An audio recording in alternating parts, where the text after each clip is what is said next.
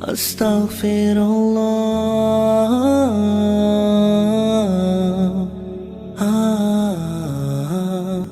forgive me Allah.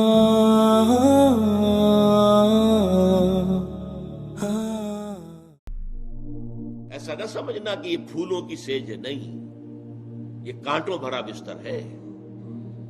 مقام تو اونچا مل گیا، لیکن یہ کہ اس اونچے مقام ملنے والوں کے لیے تکلیفیں کتنی تھی۔ آپ دیکھیے حضرت موسیٰ علیہ السلام کیسے کیسے شدائد سے گزرے، کیسے انہوں نے پا پیادہ بغیر کسی راشن کے پورا صحرائے سینا کراس کیا ہے۔ مصر سے گئے ہیں اور مدین پہنچ گئے، پورا صحرائے سینا کراس کر کے کیسی کیسی سختیاں جھیلی، کتنی سختی انہوں نے جھیلی۔ پھر حضور نے جو سختیاں جھیلی ہیں ان کا تو کوئی شمار ہی نہیں۔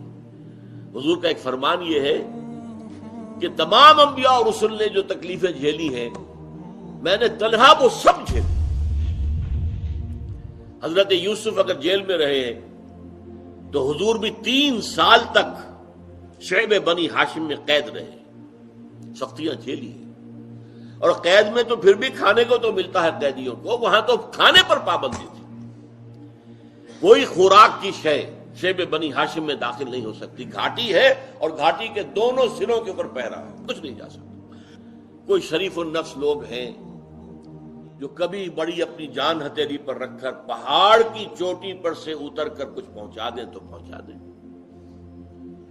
حضرت حکیم بن حزام حضرت خدیجہ کے رشتہ دار تھے، وہ کرتے تھے، چڑھتے تھے پہاڑ کی چوٹی پر، پھر اترتے تھے رات کی تاریکی میں تو کچھ کھانے کی چیز لے آتے تھے۔ بس ایسے ایسے وہاں پر فاقے آئے ہیں کہ بنو ہاشم ان کے بچے پھول جیسے بلک رہے، کچھ نہیں، دودھ کیا کچھ بھی نہیں، تو ان کو سوکھے چمڑے پانی کے اندر ابال کر اس کا پانی پلا رہے۔ یہ ہوا سختیاں جھیلی، لہذا تم بھی اب کمر کس لو۔ یہ شہادت گاہ الفت میں قدم رکھنا ہے، لوگ آسان سمجھتے ہیں مسلمان ہونا، لہذا آپ ذہناً تیار ہو جاؤ صبر و مصابرت کی اس نئی وادی میں جس میں اب تم نے قدم رکھا ہے، بحیثیت ایک امت کے جو اعلیٰ منصب تمہیں حاصل ہوا ہے، جن کے رتبے ہیں سوا، ان کی سوا مشکل ہے۔ رتبہ اونچا ہے، مقام اونچا ہے، بلند ہے، اسی اعتبار سے پھر ان کی آزمائشیں بھی زیادہ سخت